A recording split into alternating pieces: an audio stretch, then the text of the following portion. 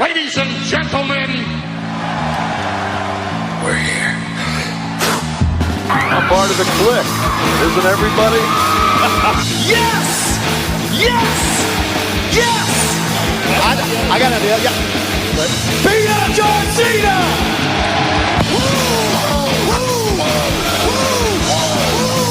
Give me a hell yeah! Oh, a little bit of the bubbly. Too sweet! Here goes the mother! This is where the power lies! I am the man.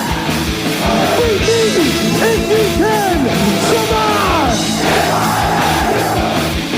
It's showtime, folks! The following episode is scheduled for one fall, and it is for your listening pleasure. This is In The Kliq. What's up, everybody? Baby Huey here, and joining me once again is my good brother from within the ropes, is BrianTronic. How's it going, man? It's going great. I'm back. It feels great. Yeah, man. Same here. And actually, I'm being a little self-conscious right now because I'm talking to you with my new microphone, or test microphone, I should say. I know the Kliqsters can't see this right now. I know my goal in the coming months this summer is to start getting us in video mode, and we've been testing some things out. Full disclosure, we've been recording on StreamYard as of late versus Zoom, and based on StreamYard's features, I like it, and I think we can maybe start doing some more video components, just getting all the tech stuff set up behind the scenes. But I've been thinking about upgrading my microphone at work, or excuse me, at home. And luckily, an engineer at work let me borrow a microphone, and it's actually the same model, the one that Brian you have. And so, yeah, I'm testing it out. So I was like, "Do I sound okay to you?" Oh yeah, perfect. Okay. Crystal clear. Perfect. Okay, so yeah, I'm liking this. So I think at some point, maybe early birthday gift for myself, I will get this microphone. But I'm digging it, man. So yeah, I'm like I said, I'm trying to look at my levels and everything, and make sure I sound okay for you guys. So by all means, if you're listening to this, if you haven't done so already, please subscribe to In The Kliq wherever you get your podcast at, your audio at. If you're watching or listening to us right now on YouTube, please hit that like button, leave a comment.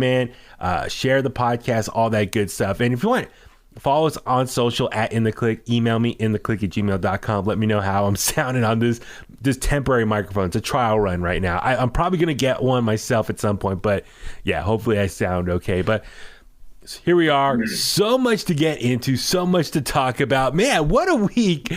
It was, okay, obviously we're going to talk about Sasha Banks, Naomi, all the drama surrounding them.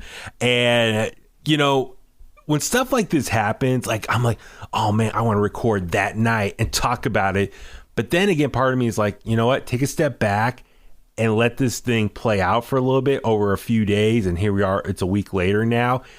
And so much more info has come out, and I'm kind of glad we waited, because now we can kind of review a timeline of the events, what's been reported. So there's so much to get into now, and this is probably going to be the majority of this episode. Of course, we'll talk about the news with Stephanie McMahon. We'll talk about some of the highlights from last week's episode of Monday Night Raw, what happened on SmackDown this week. So plenty of stuff to get into. So, all right, let's jump into it. It's been the biggest story this week. Sasha Banks and Naomi left Monday Night Raw abruptly in the middle of the show, or at least the first hour of the show.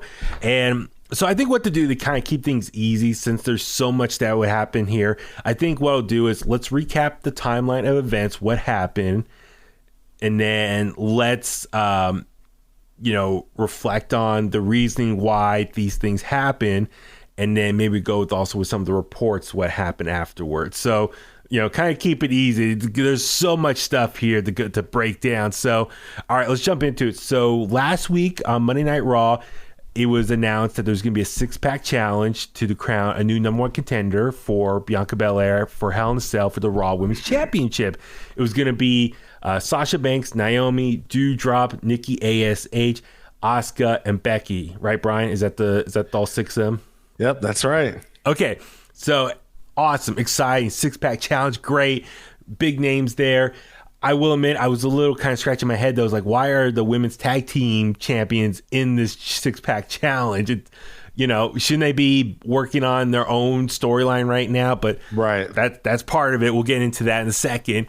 And so within the first hour, though, we start hearing reports. I think it was a PW Insider, Mike Johnson, said, hey, 2 people from the six-pack challenge have left the building. Sure enough, reports came out. It was Sasha Banks and Naomi.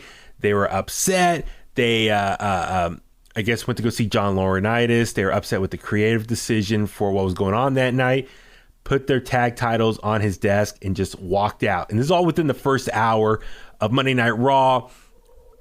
At that point, it took over Twitter. Everyone was talking about that. And it became a big distraction for the show, man. Like, I don't know about you. I was watching Raw, and Raw was actually a pretty good episode, if I remember correctly at this point. But that's all everyone was talking about, is how these 2 left. Is that how kind of you were feeling this past week? Oh yeah, I was enjoying the show, and just when I had that good feeling, like, oh man, this has been, good announcements so far. The opening segment was really, really good, and then it all came crashing down when these reports came out. Sort of the unknown, the speculation, everybody kind of wondering what's going on. Is this a work? Is it not? Is it? Yeah. So it was really weird. Yeah. So we'll get into the whole work or not a work or shoot thing in a second there too, because I think that's also been a big discussion online. So they left, and then WWE, I guess Laurinaitis, whoever, ran and told Vince McMahon, who's in gorilla position. And so they quickly, on the fly, had to come up with a new ending for the show. So we saw on the fly, this segment featuring Becky Lynch running up to Adam Pearce saying, hey, Sasha and Naomi left the building.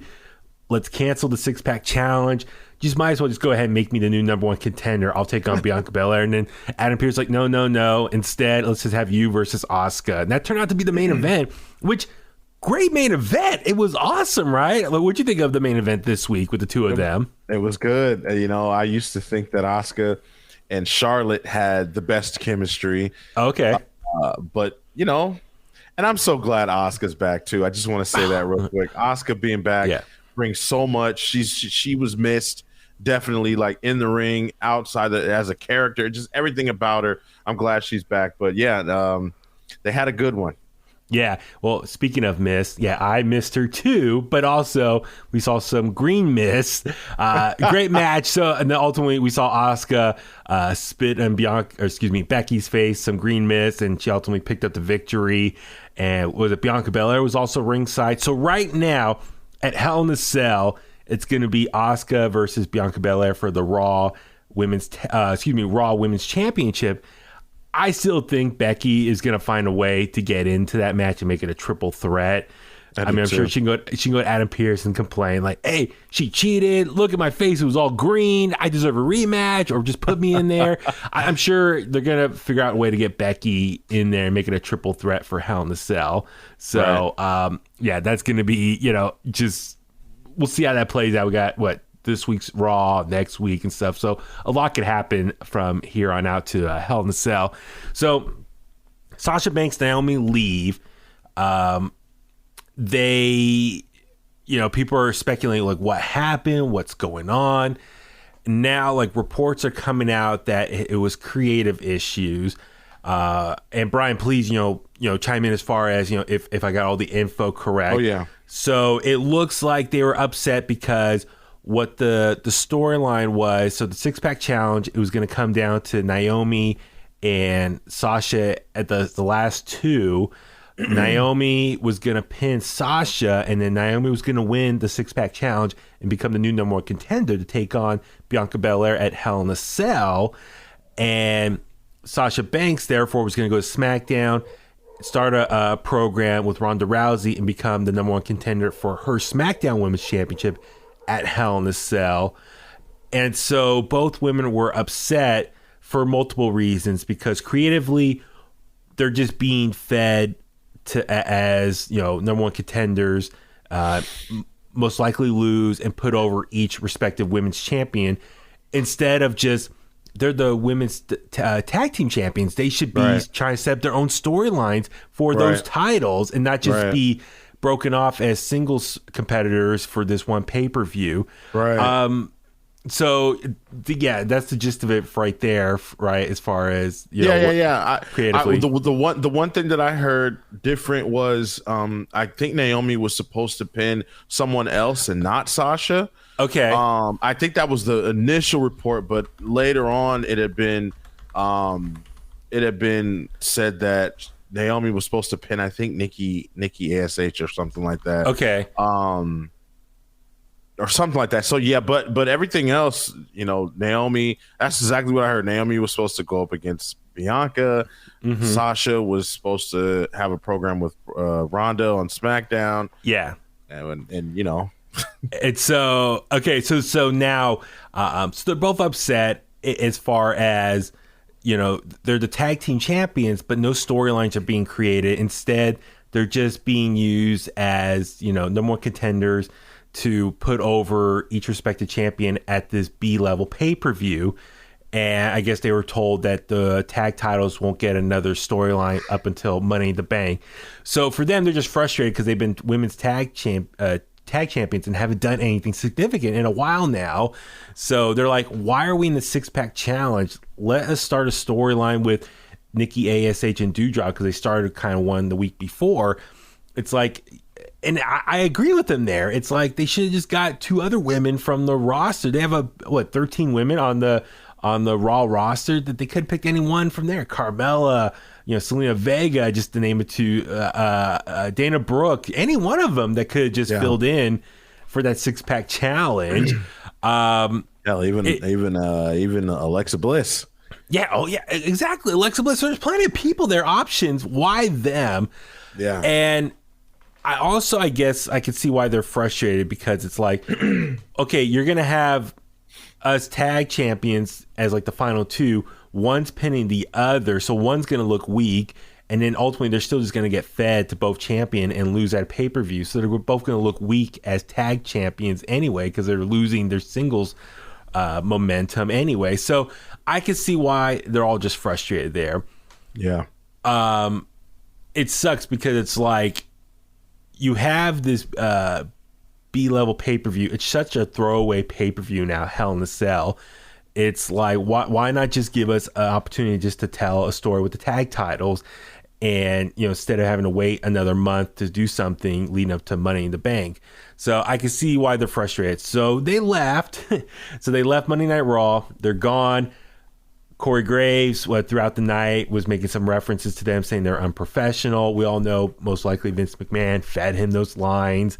Right. And I know a lot of people were getting mad at Corey Graves. Carmella came to his defense and said, no, that's not necessarily his voice. That's what he's just doing his job, what's being fed to him. So, FYI there. And so now people are speculating what's going to happen next with them. Sure enough, jumping to SmackDown this week, Michael Cole and Pat McAfee. Before the main event, Michael Cole says the two of them have been suspended indefinitely, and they're going to have a tournament to crown new women's tag team champions. All their merch from WWEshop.com has been taken down. Before I even forget, the WWE released a statement on Monday night last week after this all went down. I'll just read it real quick. It says, when Sasha Banks and Naomi arrived at the arena this afternoon, they were informed of their participation in the main event of tonight's Monday Night Raw. During the broadcast, they walked into WWE Head of Talent Relations John Laurinaitis' office with their suitcase in hand, placed their tag team championship belts on his desk, and walked out. They claimed they weren't respected enough as tag team champions, and even though they had 8 hours to rehearse and construct their match, they claimed they were uncomfortable in the ring with two of their opponents, even though they had matches with those individuals in the past with no consequence.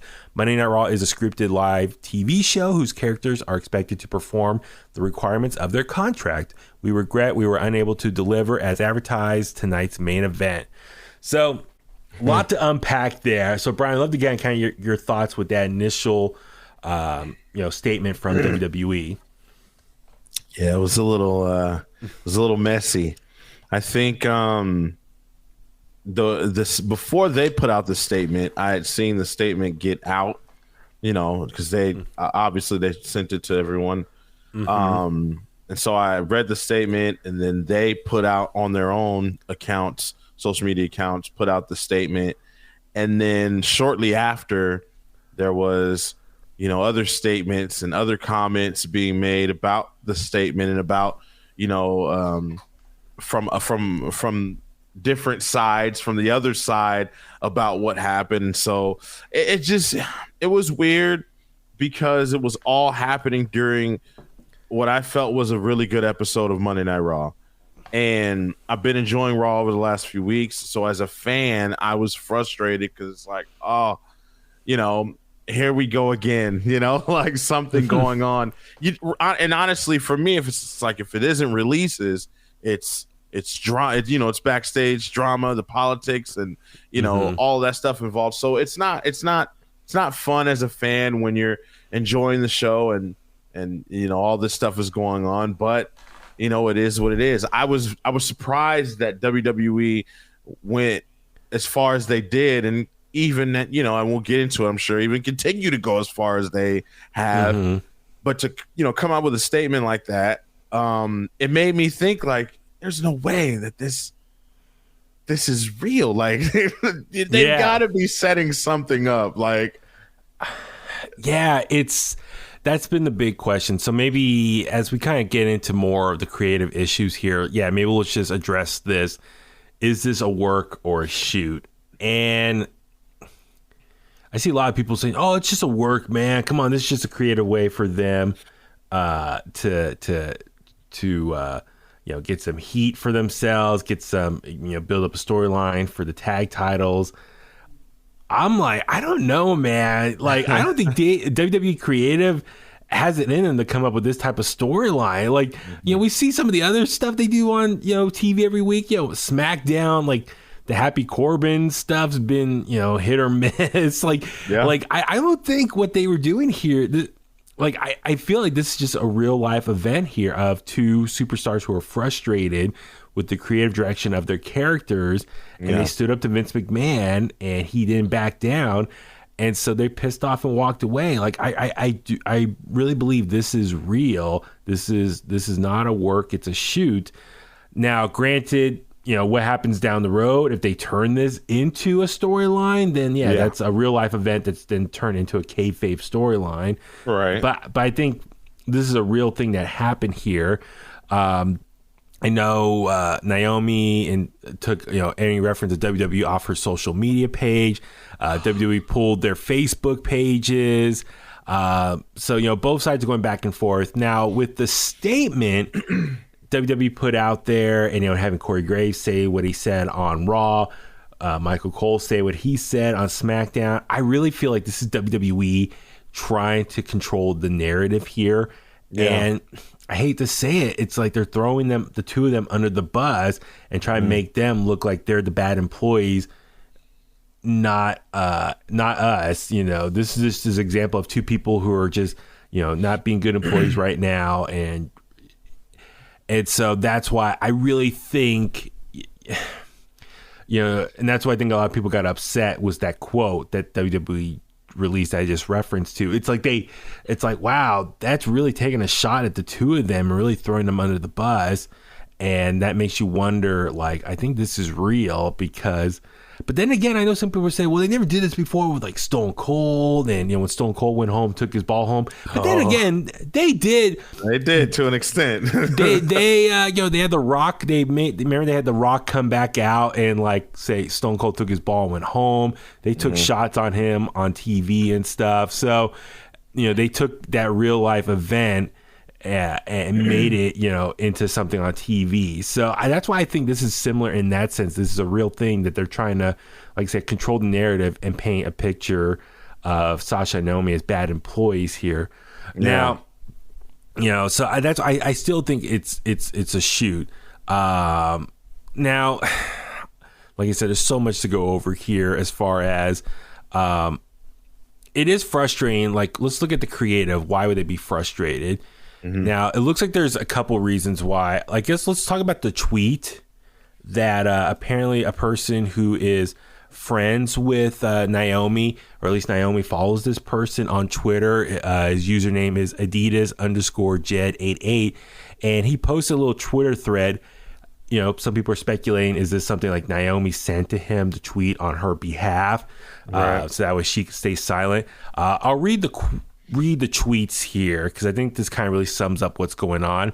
It says, "You are approaching February as being put in a tag team after both being promised big feuds at WrestleMania.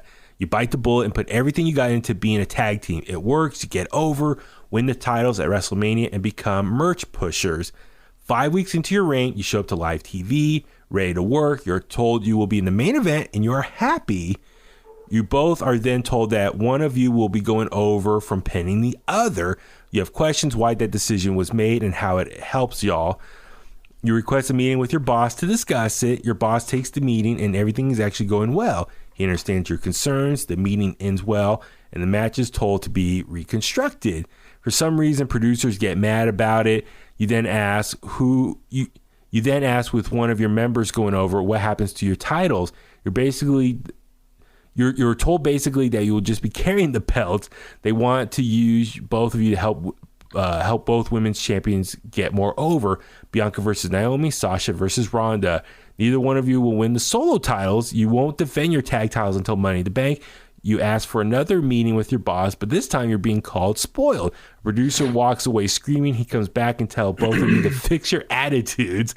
Y'all have a brief meeting amongst yourselves and decide to stand up for yourselves.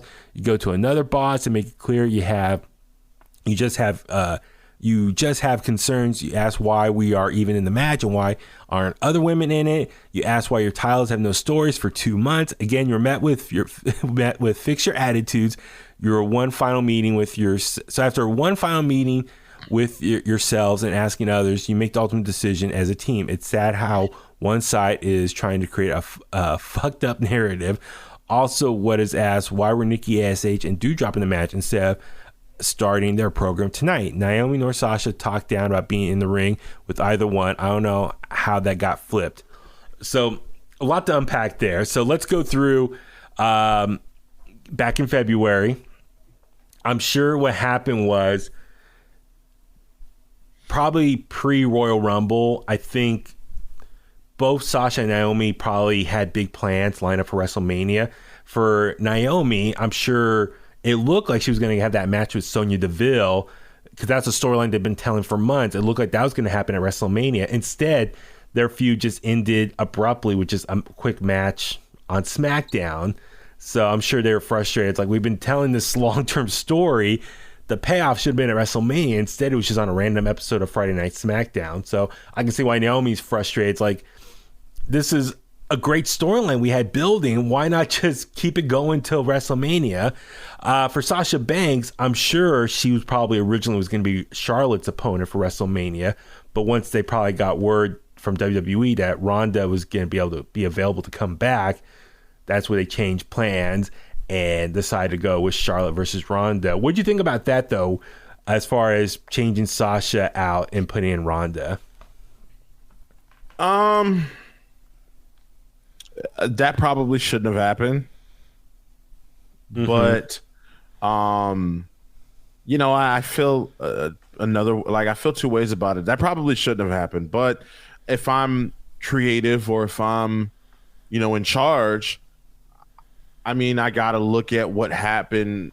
And again, I don't know. I don't know if she was injured. A lot of reports are fuzzy about Sasha during that time. I just know that at the biggest pay-per-view of the summer, when she was scheduled for a SmackDown Women's Championship match against Bianca Belair, again, one of the top rising stars in the company, she didn't come through for whatever reason that was. And I don't know if at that moment, was a case of, whatever's happening now, and Naomi just didn't, or I'm sorry, Sasha just didn't say anything about it then. Who knows? But to the fans, the people on the outside looking in, which is a lot of us, you look unreliable. You look like like you're not going to show up in big moments or, whatever. So I wouldn't schedule that match because I don't want you to disappear or something to come up, No, I agree with you there too. It's like over the last 3 years, Sasha Banks has been very stop and go as far as, early 2019, her and Bayley won the tag titles, and then after that she was, or was it before? But she was gone for a while. Like, she actually wanted to quit, right? She was burnt out and depressed. But Vince McMahon said, I'm not going to release you. Take like a month off. And that month turned out to be a lot longer. But you got to give Vince McMahon credit. Yeah. He didn't punish her or anything. He just said, take as much time as you need. And she took advantage of that. And that, say what you want to say about Vince, but at least in that situation, he showed some compassion and said, go ahead, take time off. So it seems like he's been very flexible with Sasha and her needs in that particular situation. So you got to give him props there for that. But that's the thing, though. This is like her third time stepping away in the last 3 years. So it's really stop and go. So it's really hard to get momentum for her going when she's kind of been like hit or miss with her attendance. So, I could see it's like, okay, we got Ronda here. And no offense to Sasha, but Ronda, I think, has a little bit more mainstream appeal, obviously with her UFC success and other MMA background and some movie work. When you have Ronda Rousey there at your disposal, you're going to get more coverage like on ESPN and other media platforms with her. So it seems like, okay, so their WrestleMania matches are not going to happen. So it seems like here, like a make good was like, okay, we'll give you the tag team titles then, which seems good. But then as they said in this tweet here, like 5 weeks go by, not much has happened. They show up to TV, so they're going to be in a main event, which I guess referring to the 6-pack challenge.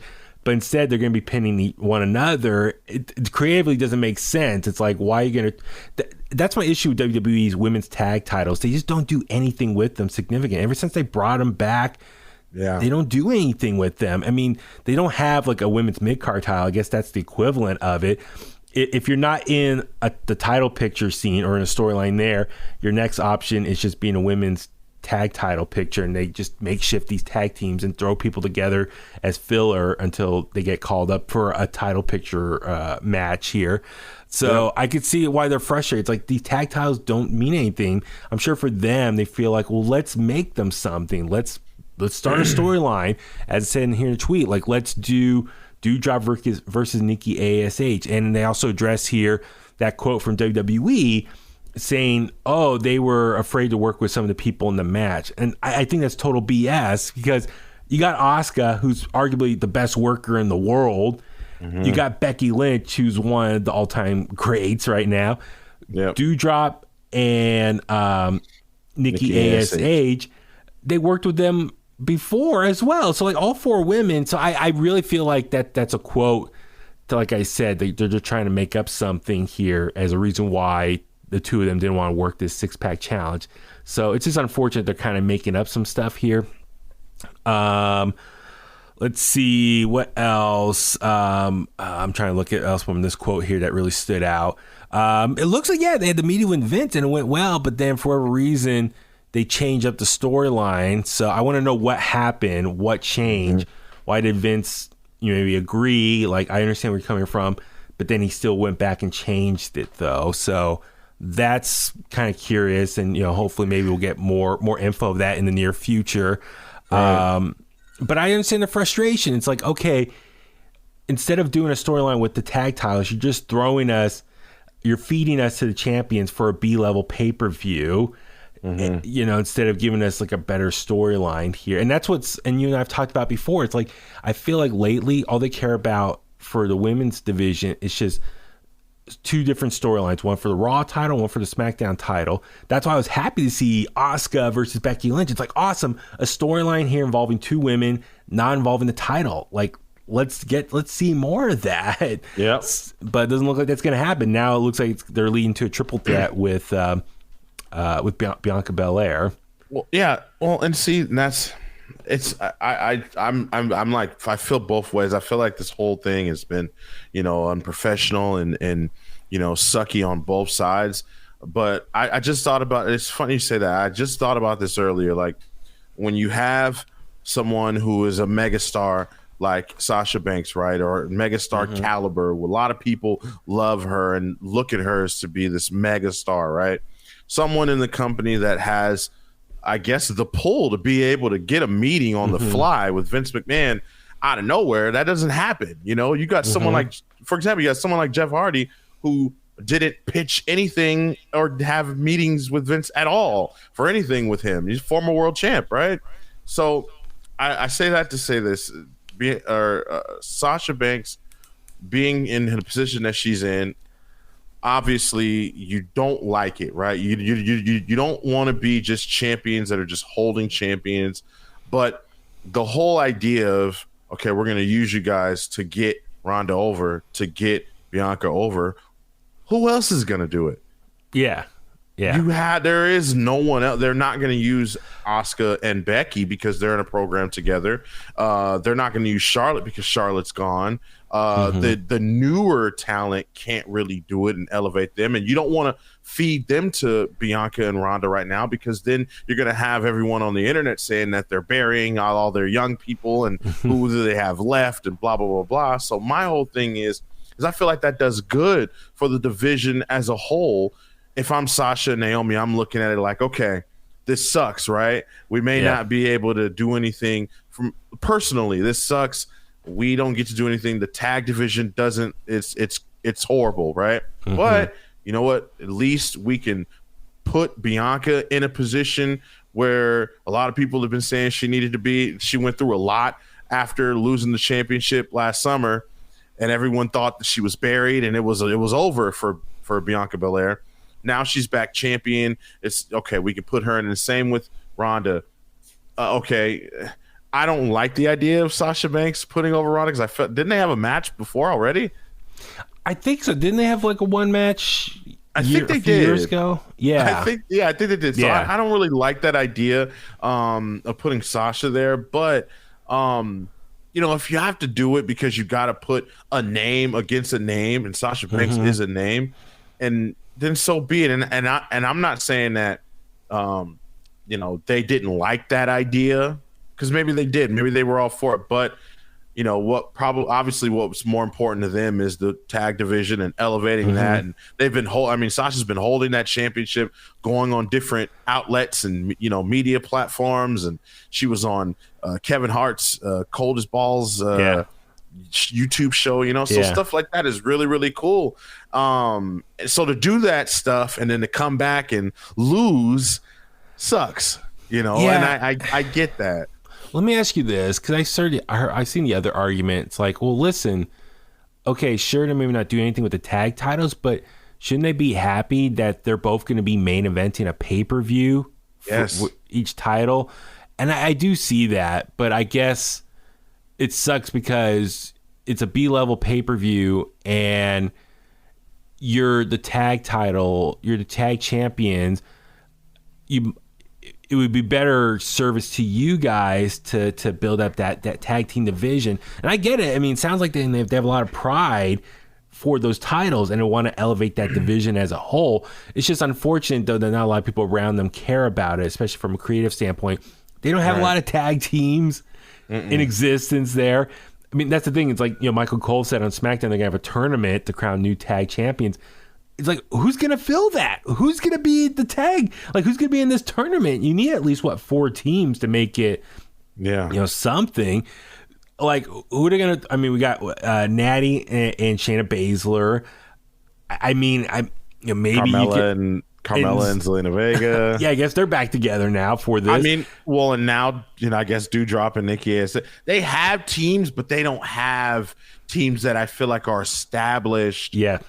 They can make any teams, but no teams that are going to be established. Maybe they bring up a couple from NXT. Maybe.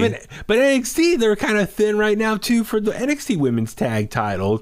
Like, I wonder if they should just unify the two of them and just, make it across all 3 brands or something. That would be cool.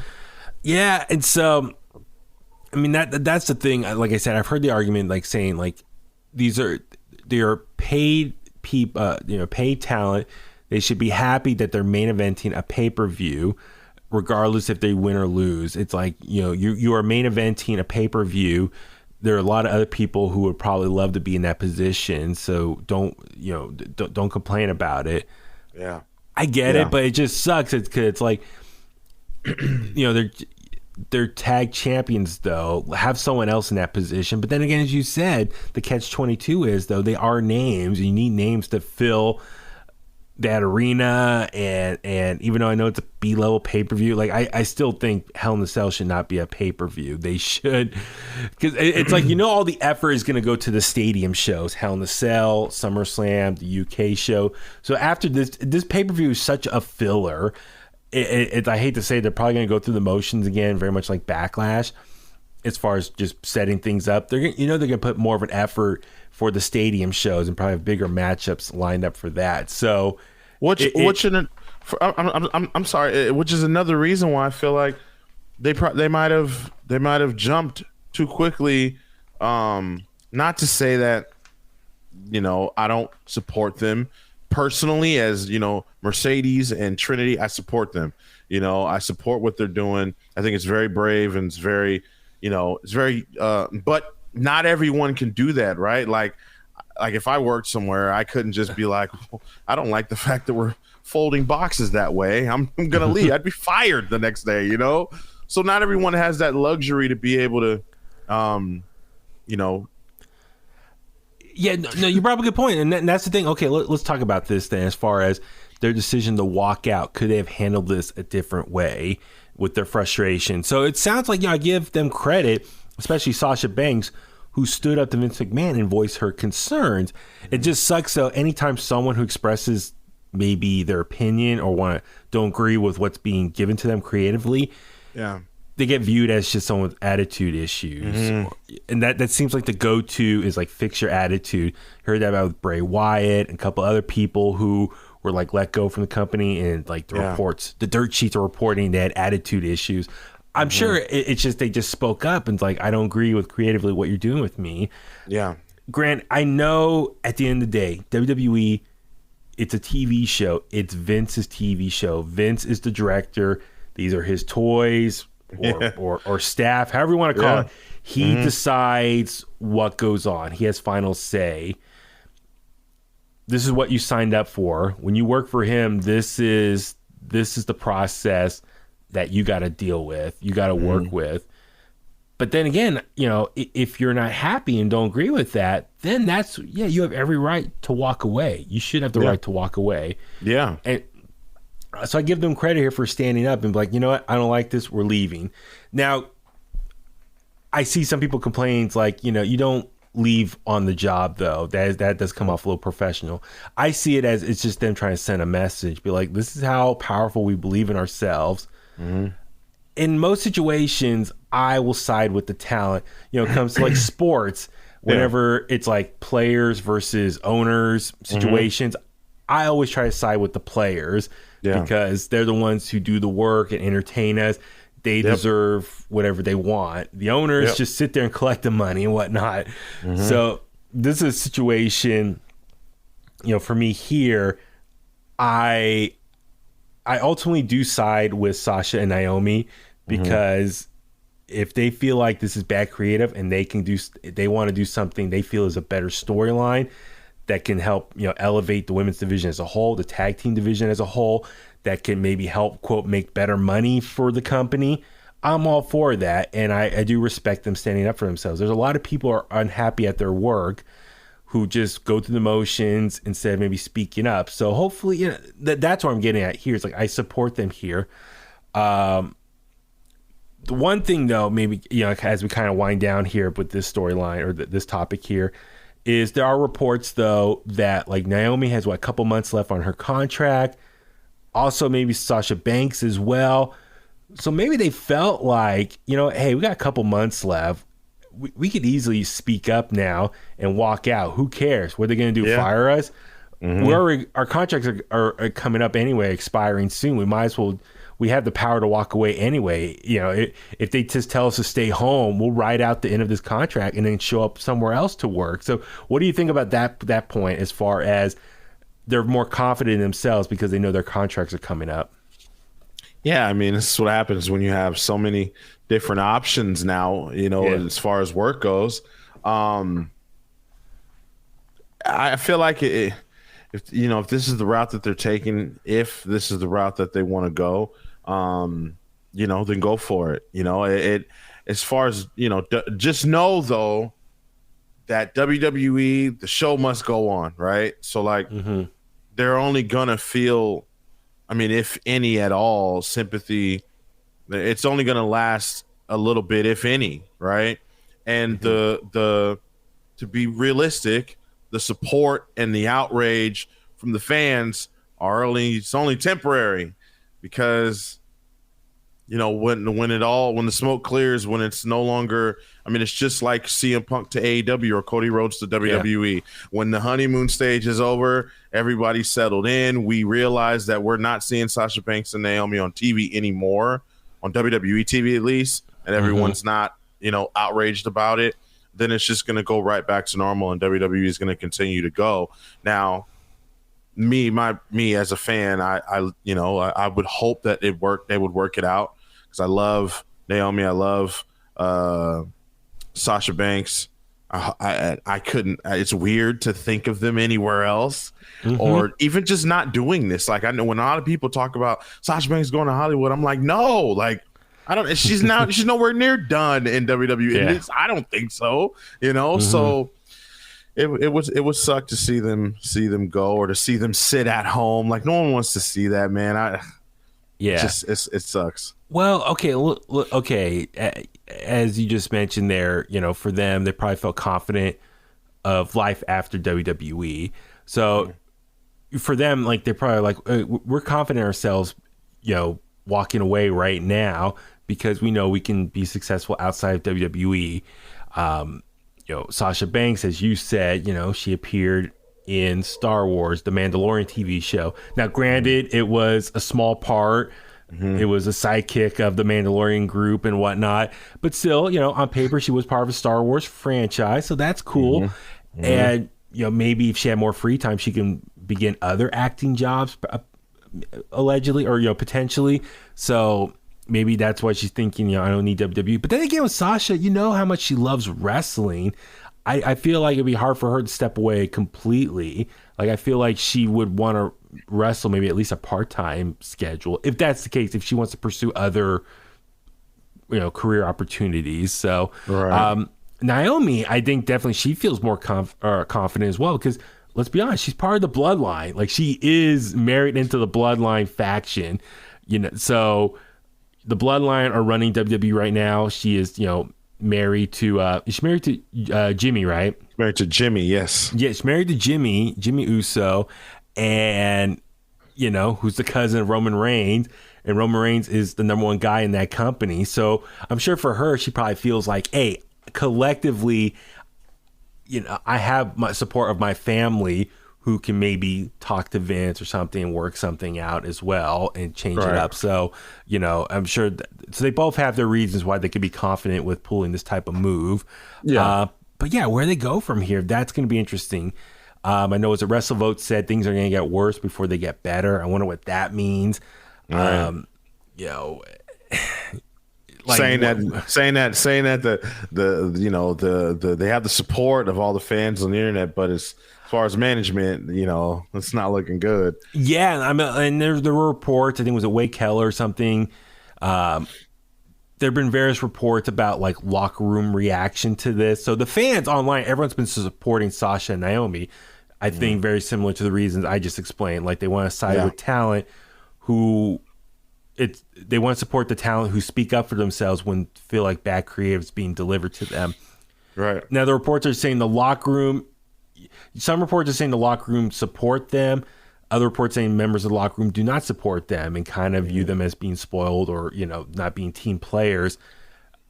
It's tough to kind of read into that, because depending who the source is, who's telling what, everyone's got their own personal agenda. And so who knows how factual and realistic these reports are. But I guess it kind of helps maybe give an indication of what's going on behind the scenes, how everyone's reacting to each other.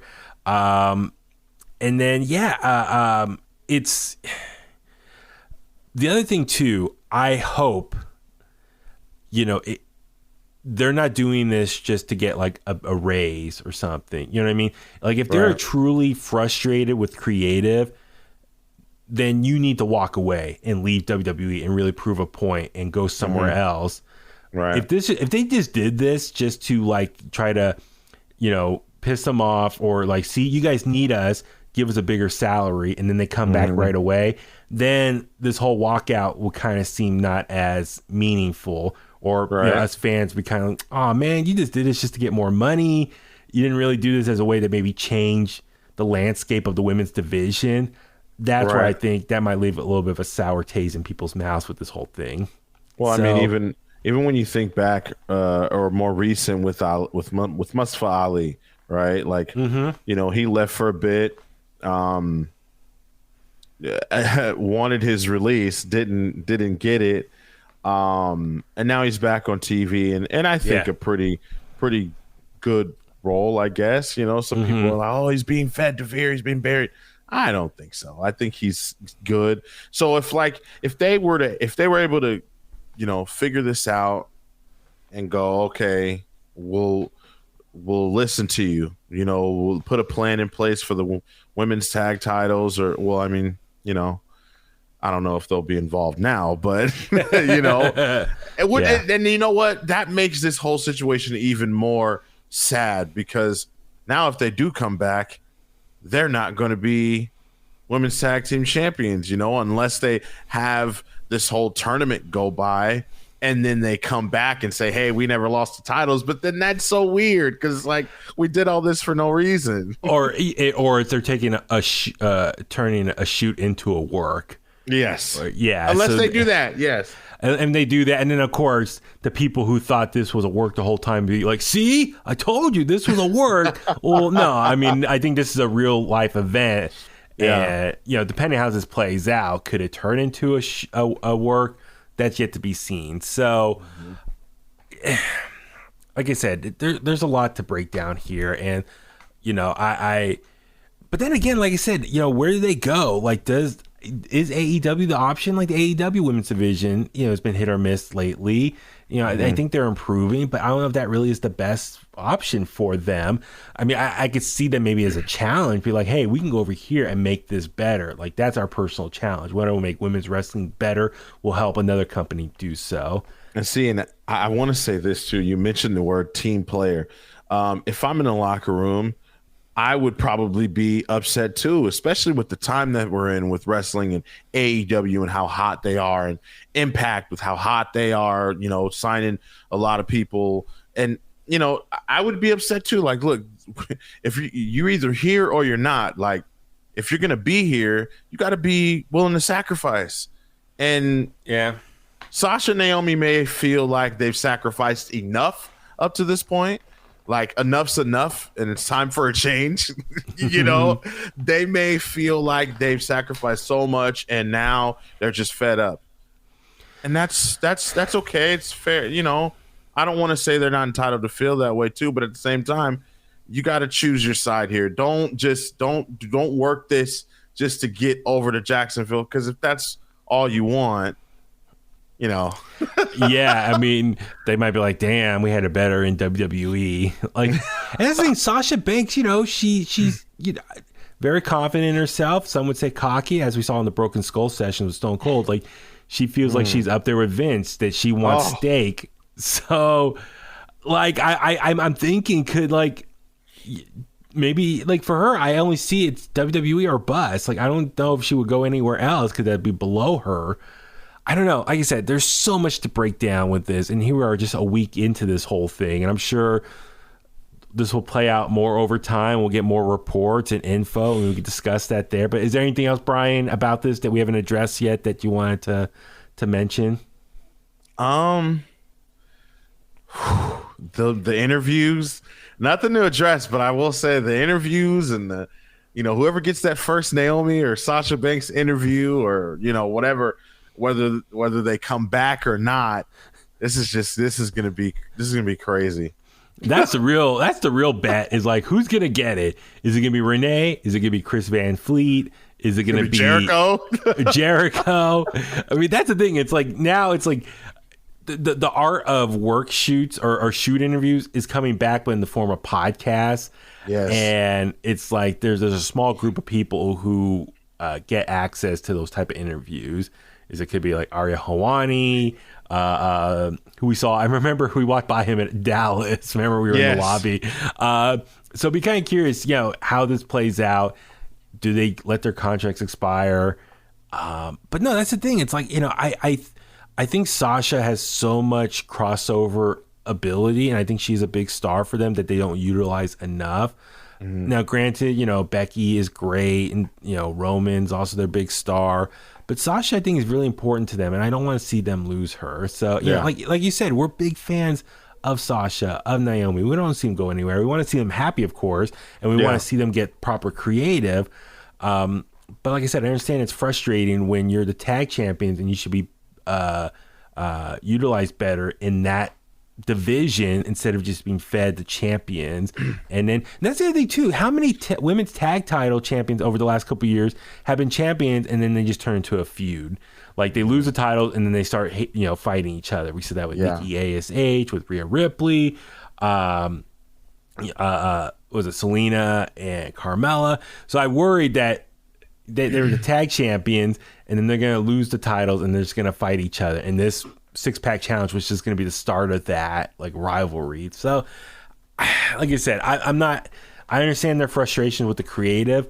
I wonder what are the options then other than walking out. Because, when you do walk out on the job, you are leaving so many other people stranded. Your coworkers, the writers, the producers, everyone's scrambling. I mean, it's tough. Real quick, I think when I think of how that happened, right, when they walked out and then everything got changed, who knows? That could have affected Bianca. Like if Vince could have said, all right, well then I'm going to make a championship match.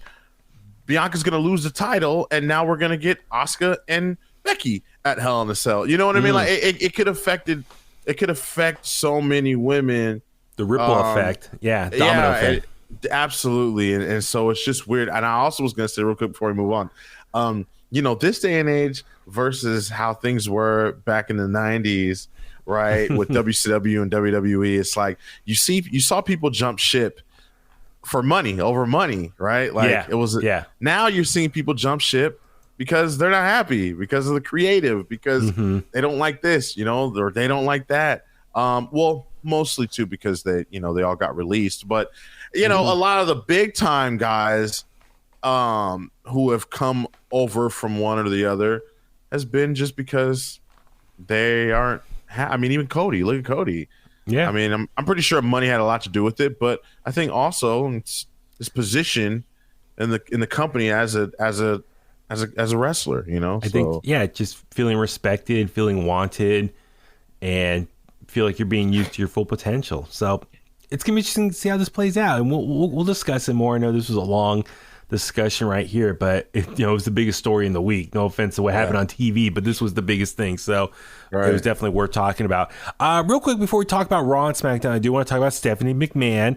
So on Thursday, she tweeted out, "As of tomorrow, I am taking a leave of absence from the majority of my responsibilities at WWE. WWE is a lifelong legacy for me, and I look forward to returning to the company that I love after taking this time to focus on my family." So, Brian, turn it to you, man. Your thoughts on this announcement from Stephanie McMahon? Well, I'm glad she'll be back. Hopefully she'll be back soon, because the announcement scared me. I was like, oh, she quitting? Is she saying goodbye to WWE altogether?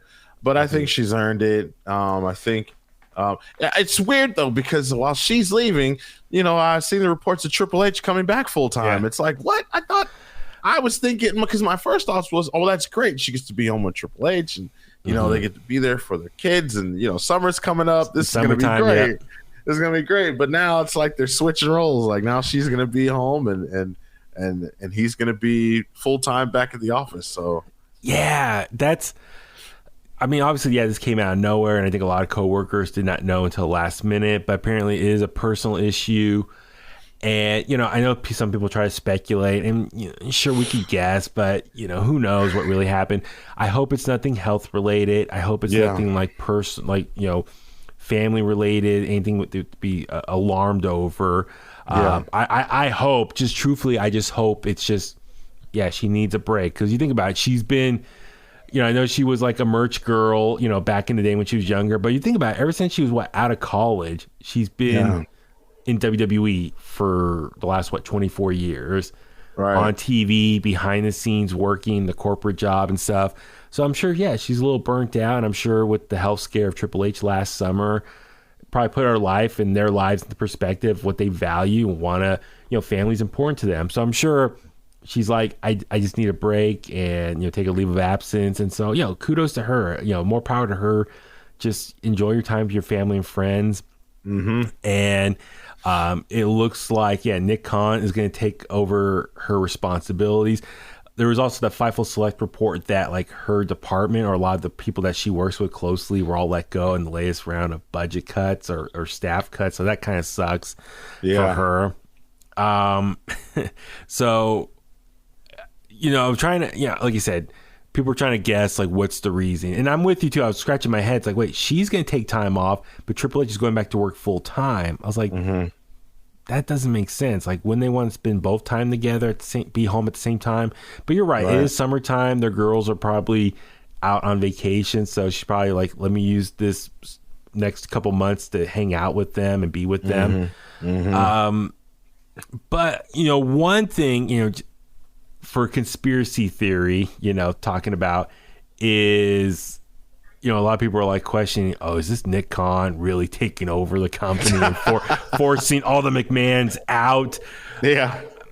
I mean, maybe we can discuss that just real quick for just the sake of, for the conversation. But you look at it like on paper, okay, Triple H was kind of pushed out from running NXT.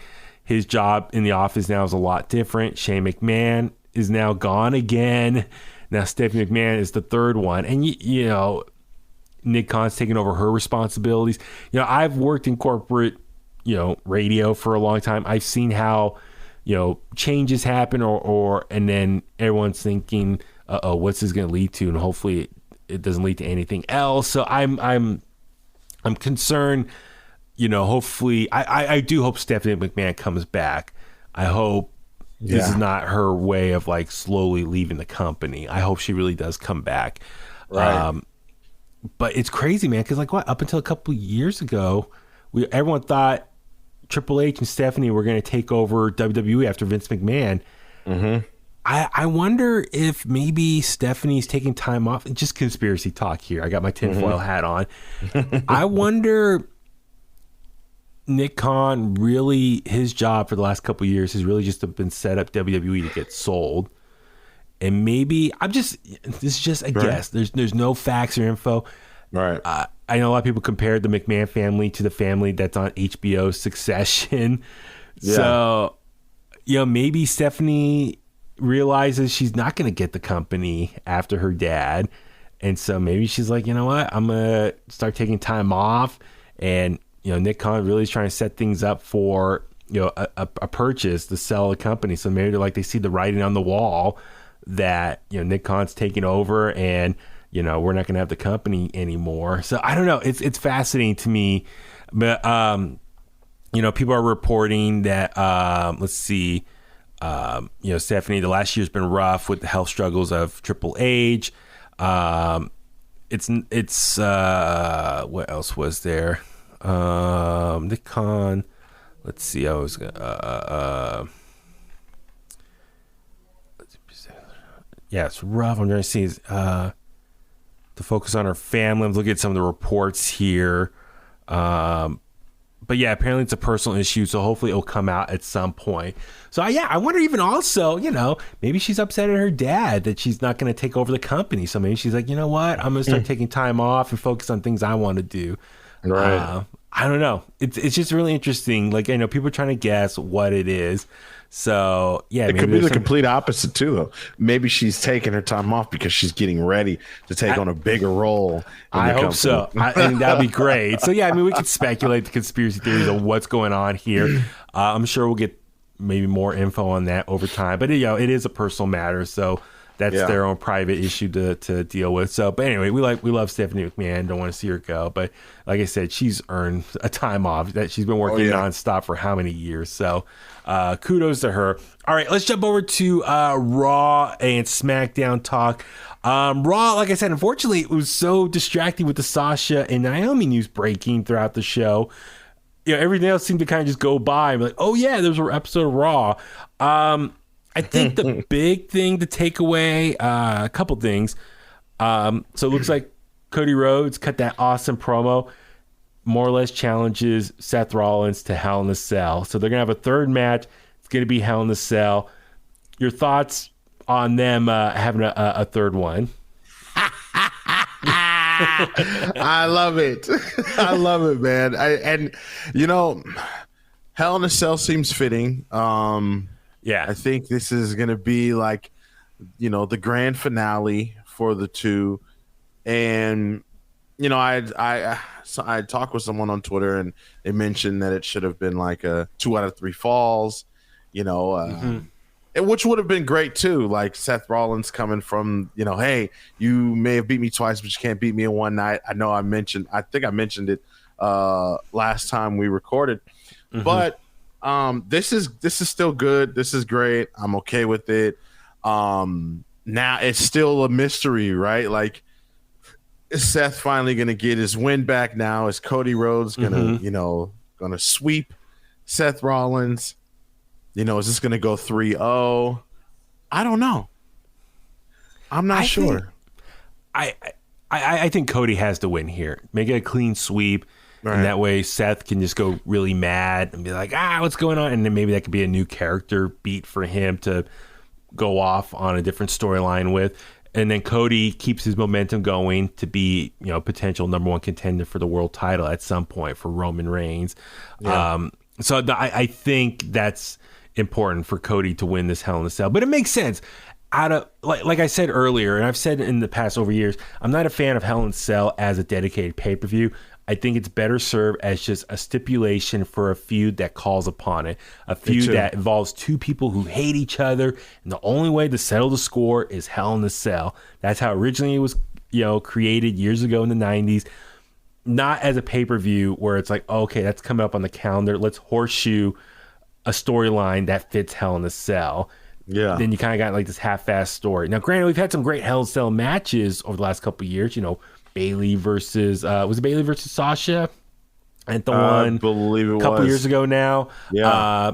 Drew versus Randy. Was it the Usos versus the New Day? Like there have been great matches there, but nonetheless they kind of force stuff in there. It's like, oh my god, it's coming up on the calendar. We need to create a match here for it. So like I said, I'm not a big fan of it as a pay-per-view. Just make it, especially in June. If you're gonna at least have it, do it in October, kind of more the Halloween, scary, spooky hell, presence there. Yeah. But anyway, so, but yeah, I'm all for it. I'm excited for this match. I wonder if there's going to have a second one or 2 Hell in a Cell matches. I wonder. Yeah, no. All right. I don't know. We'll see. We'll see how it goes. I mean, we could speculate all we want. Honestly, with a match like this, right, with Cody, I mean, it's just like you said, back in the day, it was prestigious. It was like one of those okay, Hell in a Cell, it's time. Like this is the end of the feud. For something like this, I mean, I would, if I was booking it, I would say keep Seth and Cody, the only Hell in a Cell match on the card. That's all you need, really. I mean, nothing else other than to water it down. Yeah, I mean, nothing else other. I mean, if they would have waited to do the tag title match, I would have said that was worthy. That would be worthy of Hell in a Cell. Yeah, I thought too. The only one I could think of was the tag titles, make the unification match there, which I think we still could get that. Yeah. We'll talk about that in a second with SmackDown. So, at this point, we talked a lot about Raw and Becky and Asuka's match. So, all right, let's go ahead and jump and talk about SmackDown here. So, let's just talk about the main event. It was the unification match for the tag titles between the Bloodline and RK Bro. Awesome main event, man. Now, granted, I kind of wish this was saved for the pay-per-view, considering how big this match is, the stakes are. But then again, I understand they've been teasing this for so long. We didn't get it at WrestleMania Backlash, so they probably felt like we need to finally do this. We've been kind of teasing the fans for long enough. We need to get this done. Were you happy with it happening on SmackDown? A little bit. I mean, I'm with you. I think there should have been a pay-per-view match. I mean, I was excited about it, happening on WrestleMania Backlash, but then when it turned into a 6-man, I was like, okay, But I'm glad they got it over with, because I don't think they could have stretched this out for another few weeks to Hell in a Cell. So I'm glad they finally got it out. It was a good match. Yeah, I only think, I was concerned that they were going to have some wonky finish here, a DQ or something. And then they're going to say, all right, rematch at Hell in a Cell. And then people were like, oh, you did it again. You pulled the rug from under us again. It's like, we got to wait another 3 weeks to get this match. And people have been really frustrated and pissed off. It's like, you keep teasing us. So I'm glad they actually went through the match, had a finish here. Yeah. With that being said, but it's a really good finish too. So yeah, let's talk about the finish here. So great back and forth. RK Bro has their formula. Riddle takes the beat down. Randy comes in for the hot tag. The back and forth, but ultimately, we see Roman Reigns come out, interfere, and he helps the Usos win the match here. Riddle, who's already injured or beat up in this match. Like I said, Roman Reigns comes in, grabs Jey Uso on the top rope. So Riddle, fell to the ground. Jey quickly followed up with the Uso splash on the top rope and picked up the pin to make the Usos the undisputed WWE Tag Team Champions. So it's cool, heel finish there. But then after the match, the Uso super kick Randy Orton, knocked him out on the outside. They took Randy Orton with the steel steps and beat him down, and they put Riddle on the announcer's table, and then who was it? Jey who jumped off the top turnbuckle. Yep. That was a far leap he had to make, man. I was like, surprised they didn't bring the table out farther out so that helps less of a jump for him. But he sailed, landed on Riddle, and you could tell he was in pain. I love that they beat them down. The crowd was booing. The camera work was awesome here. The little kid's crying. The one kid, his mom has fingers in his ear, not to hear. Man. What'd you think of just how the whole finish of that show? It was good, man. I really liked the distraction from Heyman, Roman climbing up. Oh yeah. Helping them secure the victory, and then the smile on Roman's face. Honestly, it was like one of those moments, full circle. Hey, they've helped me this entire time. I'm gonna help them. I'm gonna make sure that they capture these titles and become undisputed champs, just like I am, right? And so it was really neat the way that they did it, and then the beat down at the end, like you said, was right place at the right time, right? To have all those fans making those kind of reactions, it was perfect for what was going on. Yeah. The other thing I was going to say, real quick, was the thing with the bloodline, and we've seen, it's been an issue ongoing for 20 plus years since the Attitude Era. Heels, a lot of people cheer for the heels because they look cool, they act cool.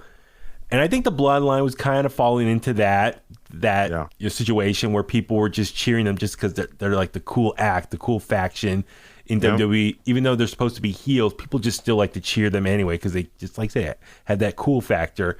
Yeah. What I love about this finish, it really solidified and reminded people they're heels. Yep. They beat the crap out of the most beloved babyface tag team, RK Bro. Yeah. And the booing that they got from the crowd was awesome, and they were rubbing in people's face, full of confidence, take that. So I love that if it reestablished them as heels and got that good heel heat, right? Definitely. Yeah. Okay. And then the other thing, now Dave Meltzer's reporting that what's next for Roman Reigns. Okay, we know he's going to be taking Hell in a Cell off. After that, the reports are just early, reports are that it looks like Riddle's going to be Roman Reigns' opponent for Money in the Bank in Las Vegas in July. Randy Orton's going to be his next opponent for SummerSlam, and then Drew McIntyre will be his opponent for the UK show. Are you cool with that kind of order of events for Roman Reigns? Oh yeah, yeah. I mean, it's on probably at least two opponents that we haven't seen him go up against during this entire run, right? I mean, I don't. He hasn't been against Riddle, and he hasn't been against Orton because they've been on separate shows. And Drew, I think, if anybody deserves anything, right? I think he deserves that moment, that spot, win or lose. I think he deserves that spot, the main event, the stadium show in the UK. So yeah, I'm okay with it. And honestly, you kind of now fill out all the way, that's September. Yeah. You got 3 more months before the Royal Rumble after that. So yeah. It's before WrestleMania or even during WrestleMania after the win, people think like, oh, I know the speculation was, The Rock and next year's WrestleMania, and you're thinking, no, they can't stretch a storyline out for that long, or even who's next for Roman? Like, who are they gonna? There's no opponents. Now I see what they're doing. They're having him take some time off. He's not working every single Monday. He's probably working. He's working more Fridays than he is Monday, right? But he's not working. He's not working any Mondays. He's gonna take one pay-per-view off. And so it's like, okay, this is how they're going to stretch his time as champion without, facing the same guy over and over or having him just beat up, the potential guys who could be champion one day after he's done. So they're going to use him for the stadium shows, but not for the B-level pay-per-views. Right. For the arenas, not the arena shows. They're going to use him for the stadiums. So it's I'm cool with that, but then my question is, where does Cody Rhodes fall in line with all that? So it's really like interesting because I think a lot of people want to see Cody win the WWE title. I still want to see Drew McIntyre win a championship in front of a large audience. I think he deserves that, especially being a champion, a 2-time WWE champion in front of no one. I think is a make good. He's been a workhorse. I mean, we love Drew McIntyre here. So I think, I don't know if they'll pull this off, but I at least see Cody win the WWE title somewhere, maybe SummerSlam, and maybe Drew wins the Universal title at the UK show in front of his home continent. I don't know. It's going to be interesting to see creatively how they're going to handle this. Do they take the titles off Roman? Do they keep the titles on him through WrestleMania for The Rock? That for the next 6 to 9 months, what they do with Roman Reigns is really fascinating. That's something to keep your eye on. So we'll see how it goes. It's important. It is very important. Let's see. I also ask you real quick. We saw Drew Gulak had that match with Gunther. Gunther got beat up by Drew Gulak, but we saw Ricochet make the save. So it looks like Gunther versus Ricochet is going to be happening. Now, unfortunately, Ricochet hasn't done anything with the Intercontinental title. My guess is Gunther's probably going to win it off him. Are you cool with Gunther being Intercontinental champion? Yeah, I'm cool with it.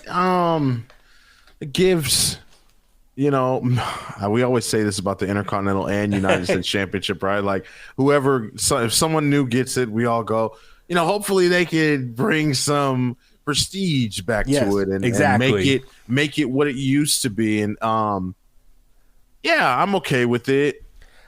I the way that Gunther and Omos and Veer, I feel like WWE is not getting enough credit with the way they're being booked. I mean, they're on the show every week.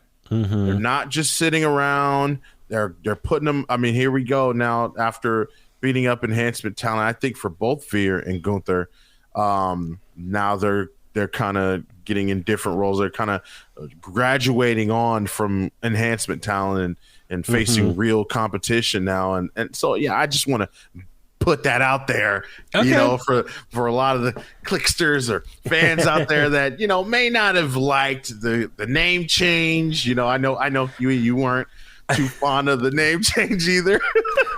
That's my twin. I guess I could take it now. I could be Walter. You can take it. Yes. It's available. I'll be Walter. Yeah. That's perfect. So, yeah, I mean, I think Gunther becoming Intercontinental Champion would be a good move. He'd be a dominant one.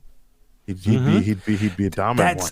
I'm with you as far as every person who's win lately, U.S. or Intercontinental. We're like, oh, that person can help reestablish the title, make it glorious again.